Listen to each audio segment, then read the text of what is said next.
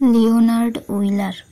প্ৰসিদ্ধ গণিতজ্ঞ লিওনাৰ্ড উইলাৰে গণিতৰ প্ৰায় সকলো ক্ষেত্ৰতে গুৰুত্বপূৰ্ণ অৱদান আগবঢ়ালেও আধুনিক বিশেষণাত্মক জ্যামিতি আৰু ত্ৰিকোণমিতিৰ ক্ষেত্ৰত তেওঁৰ বিশেষ কৃতিত্ব আছে।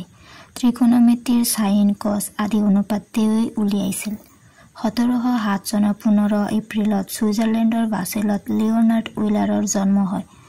উইলাৰৰ দেউতাক পল উইলাৰ এজন প্ৰটেষ্টাণ্ট মিনিষ্টাৰ আছিল। তেওঁৰ মাক মাৰ্গাৰেট ব্ৰোকাৰ আন এজন প্ৰটেষ্টাণ্ট মিনিষ্টাৰৰ জীয়ৰী আছিল। লিওনাৰ্ডৰ এবছৰ হওঁতেই তেওঁলোক বাছেলত ওচৰৰ ৰিহেন নামৰ ঠাইলৈ উঠি যায় আৰু তাতে লিওনাৰ্ডই তেওঁৰ শৈশৱ অতিবাহিত কৰে। লিওনাৰ্ড সৰু থাকোঁতে দেউতাকে তেওঁৰ পঢ়া শুনাৰ দায়িত্ব লৈছিল আৰু আন বিষয়ৰ লগত গণিতো শিকাইছিল। তাৰ পাছত লিওনাৰ্ডই বাছেলৰ বিদ্যালয়ত নামভৰ্তি কৰে আৰু মাকৰ ফালৰ আইতাকৰ লগত থাকিবলৈ লয়। সৰুৰে পৰাই গণিতৰ প্ৰতি আকৃষ্ট হ'লেও উইলাৰে বিদ্যালয়ত গণিতৰ ভাল শিক্ষা লাভ কৰিব নোৱাৰিলে আৰু সেইবাবে তেওঁ নিজাববীয়াকৈয়ে গণিত অধ্যয়ন কৰিবলৈ লয়।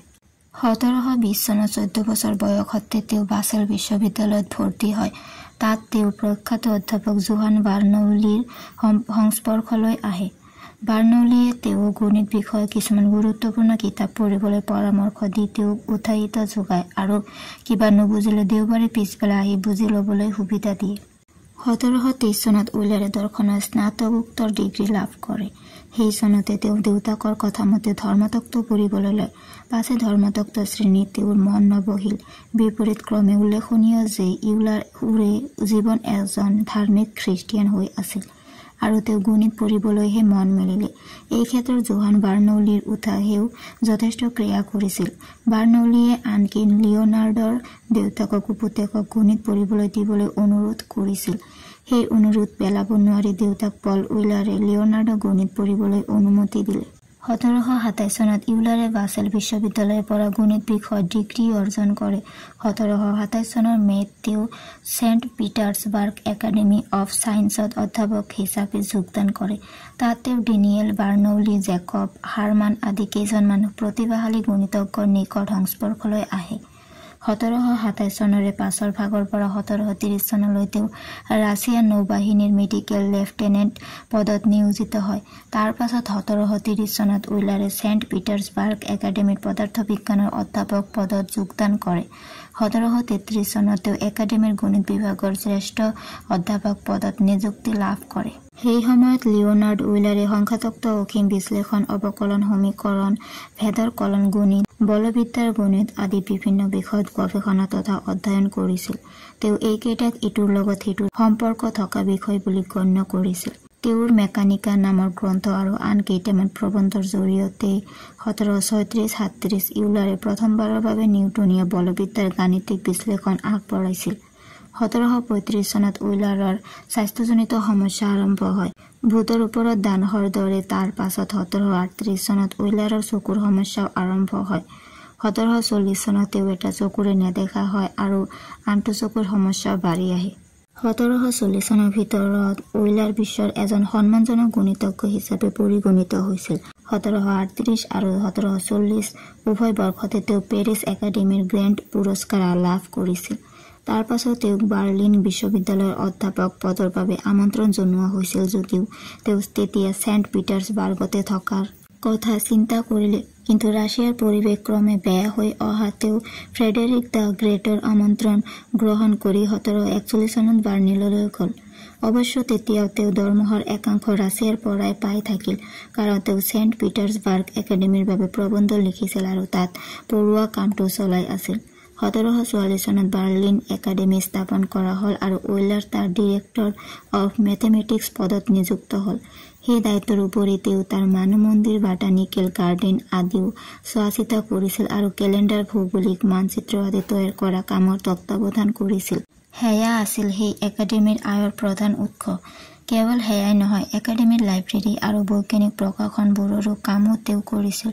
তদুপৰি ৰজাই তেওঁক আন কিছুমান ব্যৱহাৰিক কাম যেনে ফিনুখালৰ গভীৰতা শুদ্ধ কৰা, পানী ওলাই যোৱা ব্যৱস্থাৰ ডিজাইন কৰা আদি কামবোৰ সঁপিছিল। চৰকাৰী লটাৰী, বীমা, পেঞ্চন, অস্ত্ৰসজ্জাৰ কাম আদিতো তেওঁ সহায় কৰিছিল। গুৰুত্বপূৰ্ণ কথাটো হ'ল যে ইমানবোৰ কাম হওঁতেও তেওঁ নিজৰ বৈজ্ঞানিক কামবোৰো কৰি আছিল। 25 বছৰ বাৰ্লিনত থকা কালছত উইলাৰে প্ৰায় 380টা প্ৰবন্ধ লিখিছিল। তদুপৰি তেওঁ ভেদ কলন গণিতৰ বিষয়ত কিতাপ ৰচনা কৰিছিল। বাৰ্লিনত থাকোঁতে উইলাৰ আন এজন বিজ্ঞানী ডি এলেনবাৰ্টকৰ লগত বৈজ্ঞানিক বিতৰ্কতো লিপ্ত হৈছিল। ৰজাৰ ফ্ৰেডেৰিকে প্ৰথমে উইলাৰক পছন্দ কৰিলেও পাছত ডি এলেনবাৰ্টকহে বাৰ্লিন একাডেমীৰ প্ৰেছিডেণ্ট পাতিব খুজিলে। সেইবোৰ দেখি শুনি ইউলাৰ অসন্তুষ্ট হ'ল আৰু ভাবিলে যে তাত থাকি সন্মানহানি হোৱাতকৈ ছেণ্ট পিটাৰ্ছবাৰ্গলৈ ঘূৰি যোৱাই ভাল হ'ব। 1766 চনত উইলাৰ ছেণ্ট পিটাৰ্ছবাৰ্গলৈ ঘূৰি আহিল। তেওঁৰ এই সিদ্ধান্তত ৰজা ফ্ৰেডেৰিক যথেষ্ট অসন্তুষ্ট হ'ল। ছেণ্ট পিটাৰ্ছবাৰ্গলৈ অহাৰ পাছত এক অসুখত উইলাৰ প্ৰায় অন্ধ হৈ পৰিল। সেই সময়তে এটা দুৰ্ভাগ্যজনক ঘটনা ঘটিল। 1771 চনত তেওঁৰ ঘৰটো জুইত জ্বলা যায়। কোনোমতেহে তেওঁ নিজকে আৰু লগতে কেইখনমান গাণিতিক পাণ্ডুলিপি বচাবলৈ সক্ষম হ'ল। প্ৰায় অন্ধ হৈ গ'লেও উইলাৰে তেওঁৰ অদ্ভুত স্মৃতি শক্তিৰ বাবে পোহৰবিদ্যা, বীজগণিত, চান্দ্ৰগতি আদি বিষয়ত কাম কাজ চলাই যাবলৈ সক্ষম হৈছিল। 59 বছৰ বয়সত ছেণ্ট পিটাৰ্ছবাৰ্গলৈ ঘূৰি অহাৰ পাছত আৰু লগতে প্ৰায় অন্ধ হোৱাৰ পাছতো উইলাৰে তেওঁৰ জীৱনৰ মুঠ কামৰ প্ৰায় আধা কাম তাতে সম্পন্ন কৰিছিল। ছেণ্ট পিটাৰ্ছবাৰ্গত তেওঁ চান্দ্ৰগতি সম্পৰ্কীয় এখন 775 পৃষ্ঠাৰ এক কিতাপ সম্পূৰ্ণ কৰিছিল। সেই কামত একাডেমীৰ সদস্য এল ক্ৰাফৰ্ড, এল জে লেক্সকেল, আলব্ৰেখট আদিয়ে এনে ক্ষেত্ৰত তেওঁক যথেষ্ট সহায় কৰিছিল। তাৰ বাবে উইলাৰে সেইসকলক প্ৰয়োজনীয় স্বীকৃতি দিছিল আৰু কৃতজ্ঞতা জনাইছিল। উইলাৰৰ সুযোগ্য পুত্ৰ জোহান আলব্ৰেখট উইলাৰ ছেণ্ট পিটাৰ্ছবাৰ্গ একাডেমীৰ পদাৰ্থ বিজ্ঞানৰ অধ্যাপক। ক্ৰিষ্টফ উইলাৰ সামৰিক বিষয়া, নাতি জোৱাই গণিতজ্ঞ এন ফাছ আদিয়েও তেওঁক সহায় কৰিছিল। 1772 চনত ফাছক ছুইজাৰলেণ্ডৰ পৰা একাডেমীলৈ মাতি অনা হৈছিল। তাৰ পাছৰ 7 বছৰীয়া সময়ছোৱাত প্ৰায় 250টা প্ৰবন্ধ লিখাত ফাছে তেওঁক সহায় কৰিছিল। 1783 চনৰ 18 ছেপ্টেম্বৰত ৰাছিয়াৰ ছেণ্ট পিটাৰ্ছবাৰ্গত উইলাৰৰ মৃত্যু হ'ল। উইলাৰৰ মৃত্যুৰ পাছত দীৰ্ঘ 50 বছৰ ধৰি একাডেমীয়ে উইলাৰৰ অপ্ৰকাশিত লেখাবোৰ প্ৰকাশ কৰি আছিল। উইলাৰৰ গণিত বিষয়ক লেখনিবোৰ সাৱলীলতাৰ বাবে বেছ বিখ্যাত। তেওঁ কিছুমান গাণিতিক সংকেতৰ সৃষ্টি কৰিছিল। তাৰ ভিতৰত আছিল ফাংচনৰ বাবে এফএক্স, নেচাৰেল লগৰ আধাৰৰ বাবে ই, পাইৰ বাবে পাই, শ্ৰেণীৰ যোগফলৰ বাবে ছিগমা আৰু ডেল্টা ৱাই আৰু ডেল্টা স্কুৱেৰ ৱাই আদি।